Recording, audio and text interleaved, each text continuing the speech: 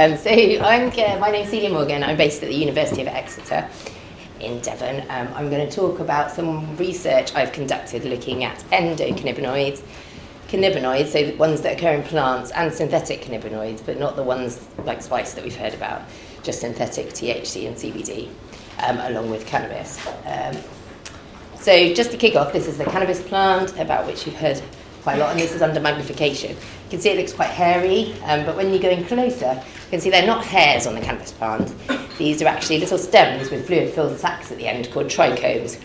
What I think is amazing about these trichomes is that people think they've evolved in order to protect the plant from environmental risks. So they reduce the growth of certain type of fungus. They also protect it in conditions of high heat and low humidity. And some people think the plant evolved the trichomes to protect it and make it less palatable to predators. This hasn't been entirely successful when you consider the 240 million cannabis users worldwide. But actually what's amazing about these trichomes is that they contain, there's some more trichomes. They contain chemicals that are really, really similar to chemicals in our brains, and these chemicals are called cannabinoids. Now, in the cannabis plant, there are over 80 different cannabinoids identified. So on the right, you can see these are some of the ones that are being used in medicine and investigated at the moment. By far the most abundant is delta-9 tetrahydrocannabinol, or THC. So this is the chemical in cannabis that is responsible for the stoned effect that users seek. And it's a CB1 partial agonist, as Adam mentioned. Given to people in the lab, THC on its own induces anxiety, memory impairment, and schizophrenia-like effects like paranoia.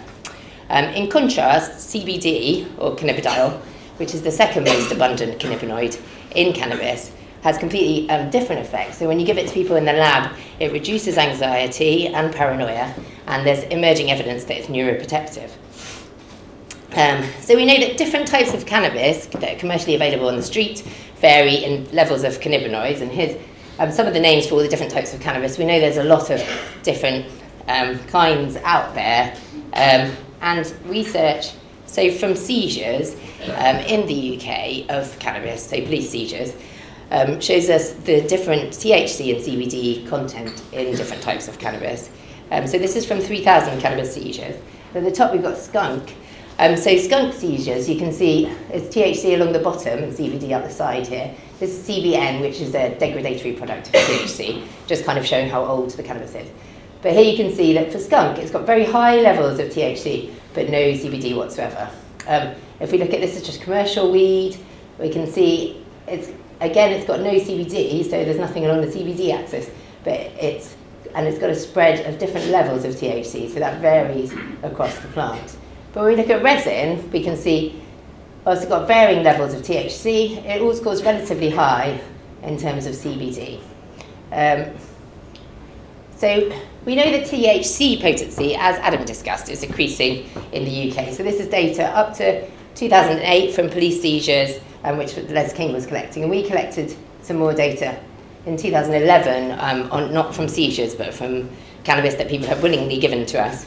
And we found the mean level of THC, and that was 12%. So again, it seems to be steadily increasing over time. So this is some data from some cannabis samples that we collected from 422 users. So we were lucky we got Home Office permission to take cannabis from people. Well, they gave it to us.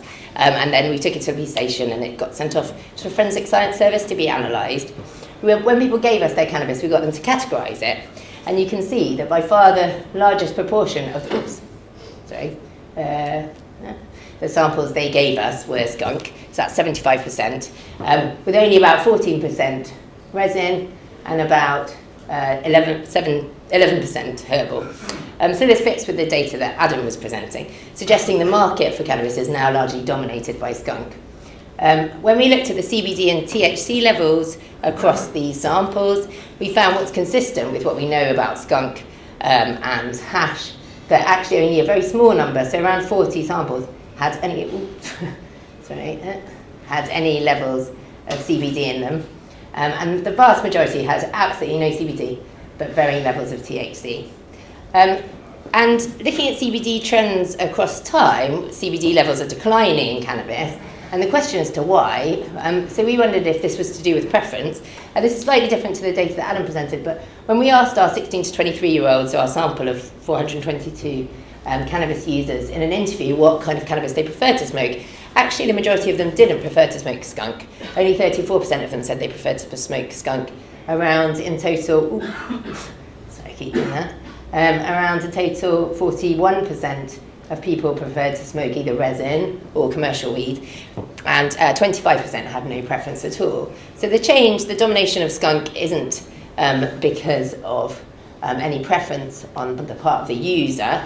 There's definitely a component of it is price, as well, as Adam alluded to, that dealers can get more money for the same weight of skunk.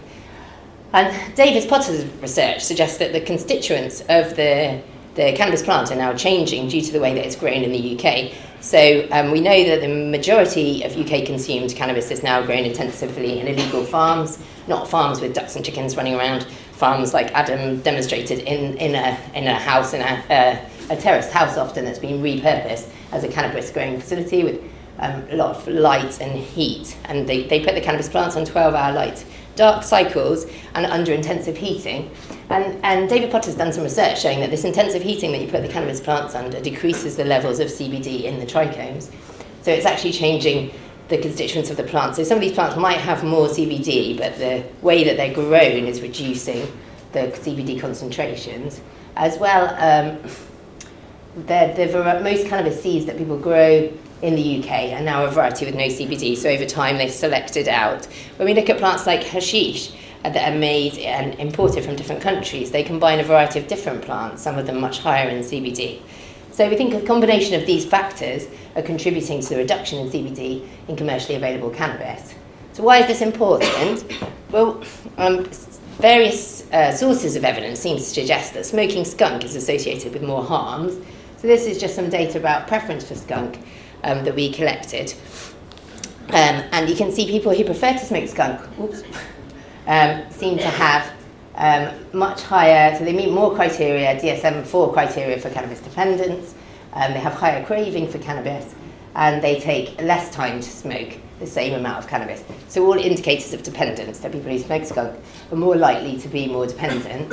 And skunk has been linked to psychosis, so it's difficult to attribute causality in studies like this, but this is Marcia DeForty's work from the Institute of Psychiatry, and they looked at 410 patients with first episode psychosis and compared them to matched controls, 370 of them. And you can see that having psychosis meant you're more likely to use skunk. So we're not saying that skunk causes psychosis in these people, but just if you use skunk, you were 3 times more likely overall to be in the psychosis group, and that jumped to 5 times more likely with daily use. But you can see for hashish, there's absolutely no difference between the two groups, even for daily use, where there's no difference. And the trend seems to go in the opposite direction as use diminishes. So there are several suggestions that skunk's associated with more negative outcomes. So our research question for some of our research was, given that we know that levels of cannabinoids vary in different cannabis preparations that are commercially available, and that THC and CBD have opposing effects in the laboratory, and that skunk use is more prevalent in psychosis and cannabis use disorder, does CBD protect against the harmful effects of THC in cannabis users? And we set about looking at this. So I'm going to present data from 2 studies, one where we looked at cannabinoids in people's hair, and then when we looked at naturally occurring cannabinoids in both the cannabis that people smoked, and again trying to validate our hair study.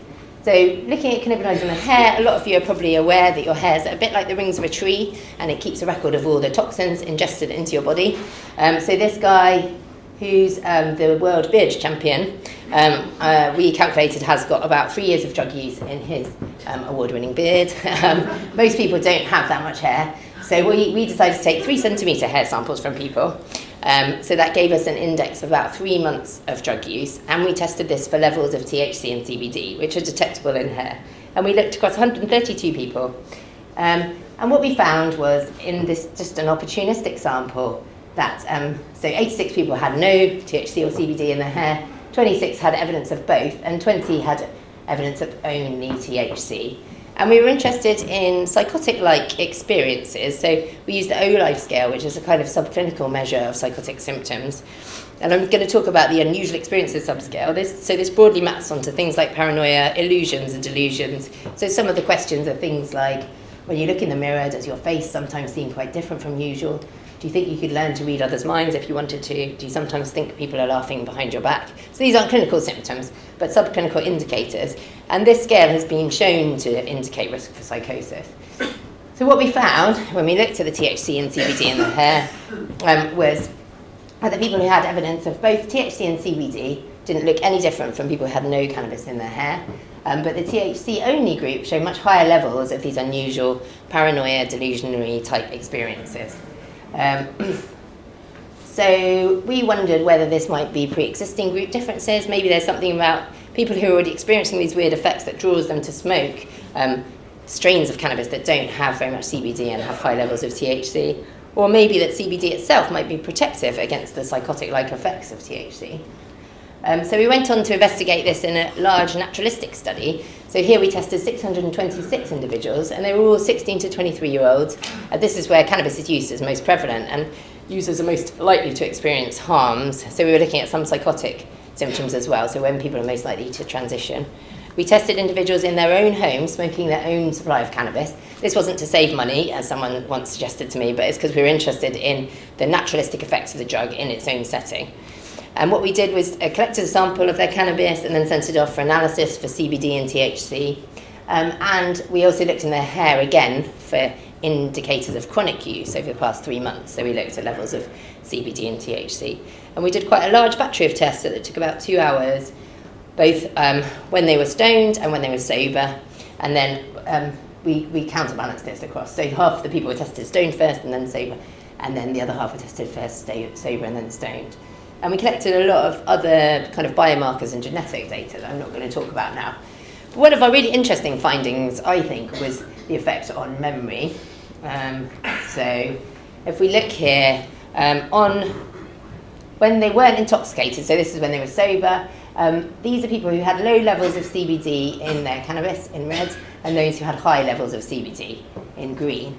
And you can see there was no difference in their memory when they were not stoned, but when we compare them to when they were stoned, you can see the people with high levels of CBD in their cannabis look very similar to when they were not intoxicated. So they basically weren't showing very much memory impairment at all from smoking weed, whereas those with low levels of CBD and more THC showed memory impairment. Other things we looked at, so this were attentional bias. So some of you are probably aware of attentional bias is the capacity of cues associated with drug use to grab a user's attention. And so in this case, it'd be things associated with cannabis use, like a skunk or a pipe. And we know that attentional bias increases drug craving and is an indicator of dependence and can also predict relapse. So it's an important thing to look at. The way we looked at this in our study was with a simple computer task, where users have to respond to a probe that appears on one side of the screen. So either appearing on the right or the left, and they have to make a button press. And what we find is we present simultaneously 2 pictures. One is a neutral picture, and one is a cannabis-related picture, so in this case some hash. And you find if you're looking at the hash, that you are quicker to respond when the probe replaces the hash. Similarly, so this one is skunk and keys. If you're looking at the skunk and then the probe replaces the keys, you'll be slower to respond. So we have this measure of attentional bias, which is the difference in time to respond. And we also looked at food stimuli as well, because of the known effects of cannabis on appetite acutely. So what we found was quite interesting in that, so when users weren't intoxicated, both groups showed a bias towards the drug. So these were heavy daily cannabis users, so that's what we'd expect. These guys showed a more dependent profile of use, and they weren't biased towards food. But when they were intoxicated, what was interesting was that, so the low CBD group, again in red, so they were showing the munchies effect that you'd expect, as well as they were showing bias towards a drug stimuli. But if we look at those with high CBD, they weren't showing any particular bias towards food, and they were showing almost a bias away from the drugs, which is quite interesting. And strains like skunk have been associated with more of a kind of binging pattern of cannabis use. So we think this data supports it. We also looked at paranoia and stoned effects from looking at the combination of THC and CBD acutely in smoked cannabis. But levels of CBD in the cannabis samples that we looked at didn't seem to impact on acute psychotic-like effects of cannabis. And crucially, there was no difference in the stoned rating, so it didn't matter. It didn't affect how stoned they got, whether there was CBD in the cannabis or not. So in summary of that bit, acutely CBD protected people from the memory impairment of THC, and we found greater attentional bias in people smoking low CBD cannabis to both drug and food when they were intoxicated, which could be a marker of kind of binge patterns of use. We looked again at the chronic effects of cannabinoids by looking at the hair samples, as I showed you in the previous study, and what was really good is that we replicated our previous findings, which doesn't happen as much as it should in science, so we were pleased about that. We also showed particularly that psychotic symptoms were higher in those smoking cannabis with no CBD when they were infrequent users of the drug, so that they seemed really they found were much more sensitive to the effects of things like skunk if you didn't use the drug regularly, and this effect diminished with daily use of cannabis. So we wanted to explore these findings further. We went into the laboratory and used synthetic cannabinoids, but these were synthetic CBD and THC. And what we did here, we took 48 participants and selected half of them were daily users and half of them were less frequent, to look at the impact of these drugs dependent on the frequency of your use. And of those, we selected 50% to be highly psychosis prone, so these were ones who scored high on a schizotypy scale, which is a kind of measure of psychotic symptoms across the normal population, so the idea that psychotic symptoms occur on a continuum. And then we took 50% who were low in psychosis proneness, and we gave them either placebo, we gave them all of these things in a counterbalance design, so they came in for 4 sessions and had placebo, 60 milligrams of CBD, 8 milligrams of THC, or the combination. And they inhaled them through the volcano that Adam was talking about, so we minimised the harms to their lungs with the synthetic THC, and here's John Snow using the volcano in the Drugs Alive programme that we contributed to. And what we aimed to do was we were trying to reverse the acute psychotic effects of THC in line with some other laboratory studies by adding in CBD. We didn't find this in this study at all. All we found was, which is quite a standard finding, that THC, so whether you had CBD with it or not, increased the psychotic symptoms. And this was higher than whether you had placebo and CBD. What we did find that was quite interesting and speaks to potential clinical uses of the drug was that when we split the groups up into the original groups that we'd selected out, so people who are low psychosis proneness and infrequent users, high psychosis proneness and frequent users, low psychosis proneness daily users, and high psychosis proneness daily users. And so the daily users are in the dotted lines, and you can see it doesn't really matter what we gave them in the lab. It didn't really affect what they were experiencing in terms of psychosis proneness. So people who were daily users had higher levels of psychosis proneness anyway, if they were high psychosis proneness, and this wasn't affected by giving THC, which is quite incredible when you look at the jump there in the less frequent users. And similarly, the THC, nothing really particularly affected them. But the interesting finding from this bit of our study was that when we took people who were high psychosis proneness and infrequent users, and we gave them CBD, it actually reduced their psychotic symptoms from baseline even significantly, and particularly, and the combination reduced psychotic symptoms with THC. So CBD seems to have some effects in the lab on psychotic symptoms, but only in a very discrete subgroup of individuals. We also wanted to explore the memory effects that we found in our naturalistic study in the lab. I don't know how to, if I can press that sound button. But anyway, basically what we did was looked at a classic kind of fear conditioning paradigm where we taught people to associate a red triangle with a loud noise. And I did have a loud noise here to check you're all awake, but I don't know how to activate it, so you're lucky. So basically what happens, they see the red triangle, they hear a very loud startling noise repeatedly, and they learn to associate red triangle with startling noise so that they startle when they see the red triangle, even without the noise. And then they're also shown a control stimulus like a green square with no startling sound. And we measure... we measure the startling response by looking at electrical impulses in their skin. So you get a startle reflex here under your eye, and you find that people are twitching when they see the red triangle, which they've learned to associate with the loud noise. And then what we did was look at the impact of giving CBD on this. So we gave people placebo or CBD again in a volcano and did this fear conditioning paradigm. And then after getting them to, so we get them to associate the red triangle and the startling noise and the green triangle and no startling noise, and then we go on to show the red triangle without the startling noise. And we look at how long it takes them to unlearn this association. And what we found was that giving them CBD at the time of this unlearning sped up this unlearning, which is called extinction learning, and which has important therapeutic implications. So extinction learning is implicated in exposure therapy for phobias, and also potentially could be useful in substance use. So what we want to get people to do is extinguish their pleasure response to drugs and the association between these two things.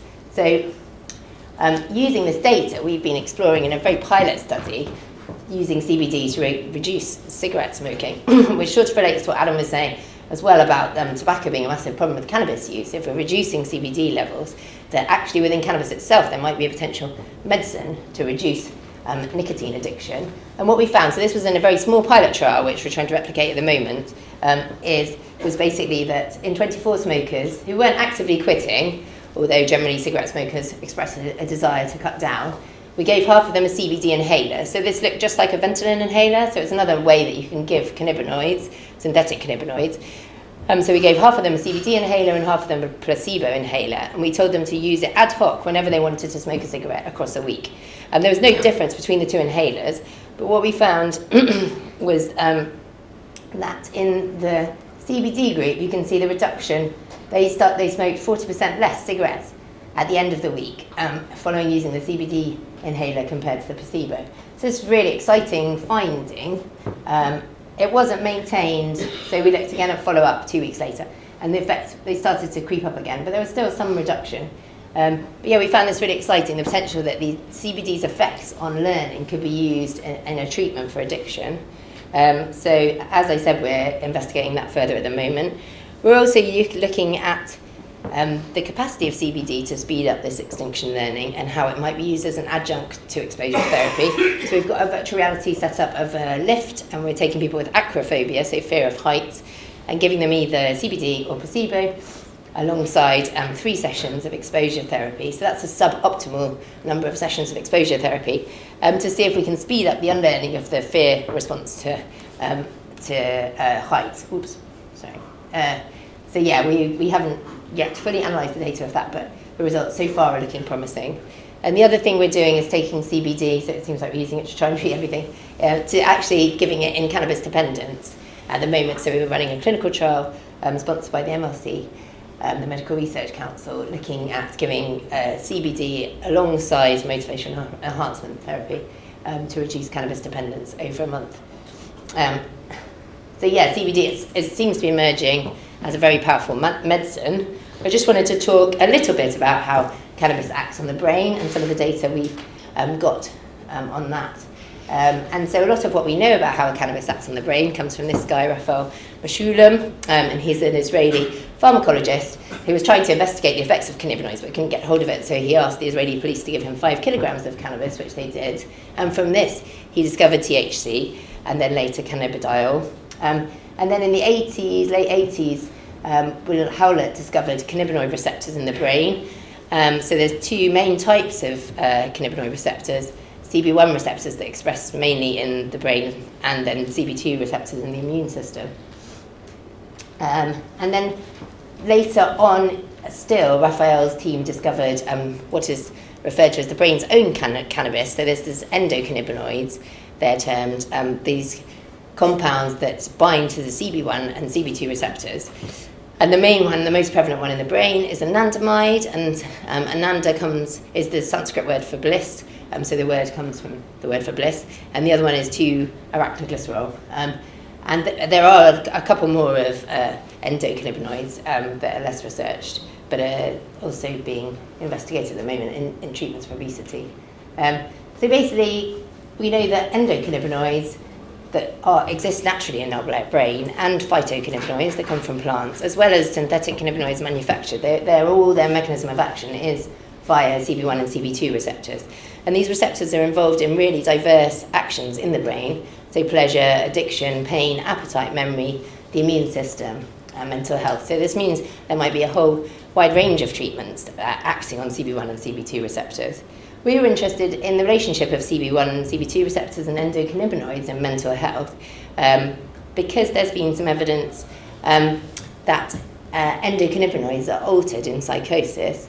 So studies looking at anandamide in antipsychotic naive first episode psychosis have shown levels are elevated, as well as in people prodromal for schizophrenia, so who have got symptoms before they develop a full-blown disorder. But then as they develop a chronic disease, the anandamide levels drop off. So there has been some suggestion that what anandamide does in schizophrenia is modulates excessive dopamine release. So we were interested to know whether there were changes in anandamide in cannabis users, because you get downregulation of endocannabinoid signaling when you give THC repeatedly to rats, but nobody had ever looked at this in humans. And this is in part because anandamide in your blood doesn't correlate with your brain, so in order to look at anandamide levels, we had to do lumbar punctures on cannabis users, which is quite a tricky procedure. I didn't do that myself, and anaesthetist did that, thankfully. We used quite a small number of people to look at this because it is an invasive procedure. We took 21 cannabis users and then matched them with 13 controls, and we assessed psychotic symptoms alongside some other things. And what we found in the first study in cannabis users to do so is that you do get chronic reductions in this endocannabinoid, so this neurotransmitter, anandamide, in heavy cannabis users. Really interestingly for us, that this seemed to correlate with psychotic symptoms negatively. So the more anandamide you had, the less psychotic symptoms. So this fits in with the idea that anandamide might be regulating dopamine in the brain and stopping it getting out of control, as happens in schizophrenia. So this might be one mechanism we thought that by which cannabis can increase the risk of psychosis is by reducing anandamide, so it's less able to regulate dopamine in the brain. And this is consistent with findings in psychosis. What's interesting is to look at how endocannabinoids can interact with exogenous cannabinoids, so those from plants and ones that we've synthesized. And some interesting emerging findings suggest that CBD might chronically be able to change levels of anandamide that are disrupted. So one of the actions of CBD is by blocking the reuptake and hydrolysis of anandamide. So this means there's more anandamide floating around in the brain if you give CBD exogenously. And also CBD increases levels of anandamide in patients with schizophrenia. So this is following chronic treatment of CBD, giving 600 milligrams every day. You can see at day 28, these are people treated with patients treated with amisulpride. Compared to CBD, there's a significant difference between the groups. And this fits in with findings as well in these same patients that CBD improves psychotic symptoms. So there was some correlation between the two in this group. And you can see that CBD improves psychotic symptoms. This was in a small preliminary study by Marcus Lewiker's group in Mannheim, but showing that you can see a reduction in psychotic symptoms over the 28 days of treatment with CBD. It's no different from amisulpride, but without the side effects of that antipsychotic. So to conclude, CBD and THC seem to have these kind of yin and yang effects in the brain.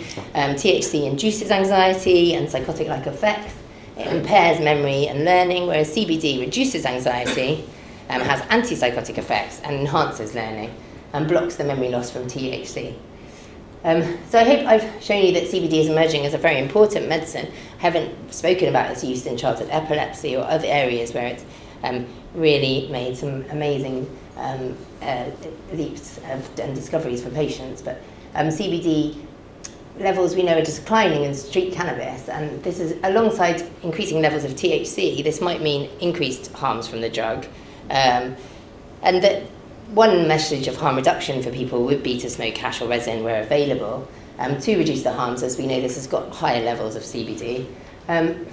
Our scientific investigations also seem to have some implications for debates about legalization of cannabis, because taking control of the cannabis market could allow rich CBD forms of cannabis to become more widely available, which might help protect young people. And we know young people are particularly vulnerable to the mental health harms of high THC skunk cannabis.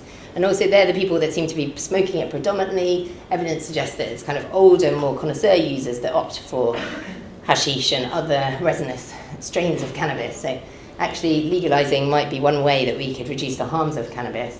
And we can see how this plays out a bit from America. So there, the characterization of different strains of cannabis has become quite sophisticated. So this is a website, Leafly, where they've taken, I think it's over 1,000 strains of cannabis, and they've displayed them all like this, like the periodic table.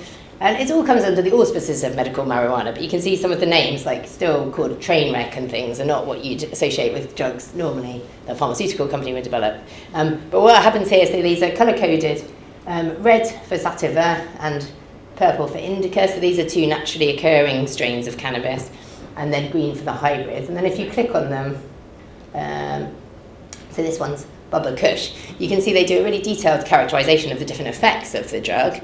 And they're rated by users, so it's not as big numbers as Adam's survey gets, but this is like 1,500 people have rated the effects of this particular strain. And you can see all of them seem to reduce stress. But they've got the different medicinal effects and also negative effects. There's also a section that rates the positive effects. And then what's particularly good is that they've taken a subsample of these strains and sent them off for analysis by this lab, the Steep Hill lab, and they've rated all the different levels of cannabinoids and also terpenes, which are emerging as potentially having an impact on the medicinal properties of a drug. And then up here you can see the levels of THC on average are ranged between 14 and 22%, and levels of CBD. So this is really sophisticated and shows what with regulation, what regulating the cannabis market can do, and allows people to be able to choose different strains of cannabis. There's also a big impetus in the States now to grow higher CBD strains of cannabis and sell them to people, because we know they have different potential medical properties. So yeah, I just wanted to say thank you to the people who've been involved in this research. That's us at a legal cannabis growing farm in the UK, and thanks to the funders, and thank you to you guys for listening. Thanks very much.